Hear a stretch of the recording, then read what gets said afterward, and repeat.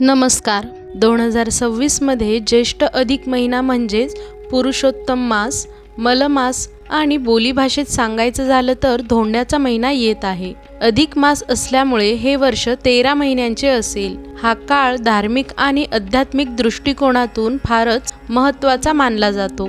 या महिन्यात विवाह, मुंज, गृहप्रवेश, बारसे यांसारखी मंगल कार्ये केली जात नाहीत.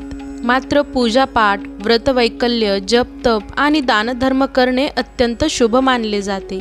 त्यामुळे भगवान श्रीहरी विष्णूंची विशेष कृपा, आशीर्वाद प्राप्त होतो.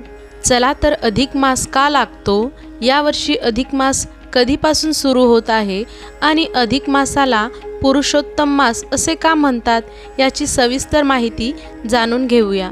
सूर्यपंचांगाच्या तुलनेत चंद्रपंचांगाची कालमर्यादा कमी असते. चंद्रपंचांग 354 दिवसांचे असते तर सूर्यपंचांग 365 दिवसांचे असते. त्यामुळे दरवर्षी दोघांमध्ये सुमारे 11 दिवसांचा फरक निर्माण होतो.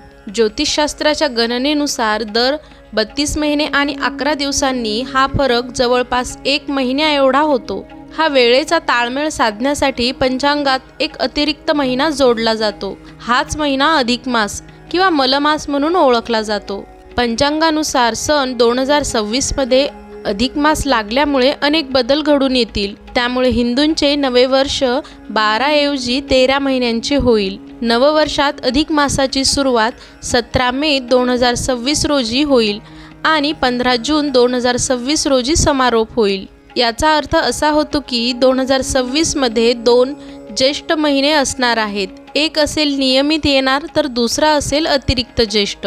अधिक मासाच्या पहिल्या दिवशी व्रत ठेवणे अत्यंत शुभ मानले जाते. या दिवशी व्रत करणाऱ्या व्यक्तींना पापांपासून मुक्ती मिळते असे देखील सांगितले जाते.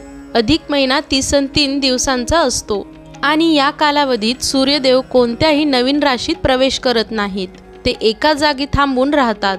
पौराणिक कथांमध्ये असे सांगितले जाते की जेव्हा या महिन्याची निर्मिती झाली तेव्हा कोणत्याही देवांनी त्याचा स्वीकार केला नाही. मग काय, दुखी कष्टी झालेला मलमास भगवान श्रीकृष्णांकडे गेला. भगवान श्रीकृष्ण म्हणजेच श्रीहरी विष्णूंचा अवतार. अधिक मासाचे दुःख ऐकून त्याची पुरुषोत्तम मास अशी पदवी अधिक मासाला बहाल केली. तेव्हापासून अधिक मासाला पुरुषोत्तम मास असेही म्हणतात. भगवान श्रीहरी विष्णू यांच्या आशीर्वादामुळे तसेच पुरुषोत्तम या नावामुळे इतर 12 महिन्यांपैकी तो एक अधिक तेजस्वी झाला. काही ठिकाणी याला दामोदर मास असेही म्हणतात.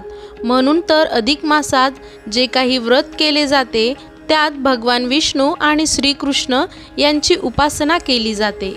अधिक मासात विवाह, गृहप्रवेश, मोंजीबंधन, बारसे यांसारखी शुभ आणि मंगल कार्य केली जात नाहीत. असे मानले जाते की या महिन्यात शुभ कार्य केल्यास अपेक्षित फळ मिळत नाही. मलमासात भगवान विष्णूंची पूजा करण्याला विशेष महत्त्व आहे. या काळात दान, जप, तप, पूजापाठ आणि गोमातेची सेवा करणे अत्यंत पुण्यकारक मानले जाते. तसेच अधिक मासात रामायण, गीता यांसारख्या धार्मिक ग्रंथांचे दान करणेही अत्यंत शुभ मानले जाते. अशाच नवनवीन माहितींसाठी चॅनलला नक्की लाईक, शेअर आणि सबस्क्राईब करा. धन्यवाद.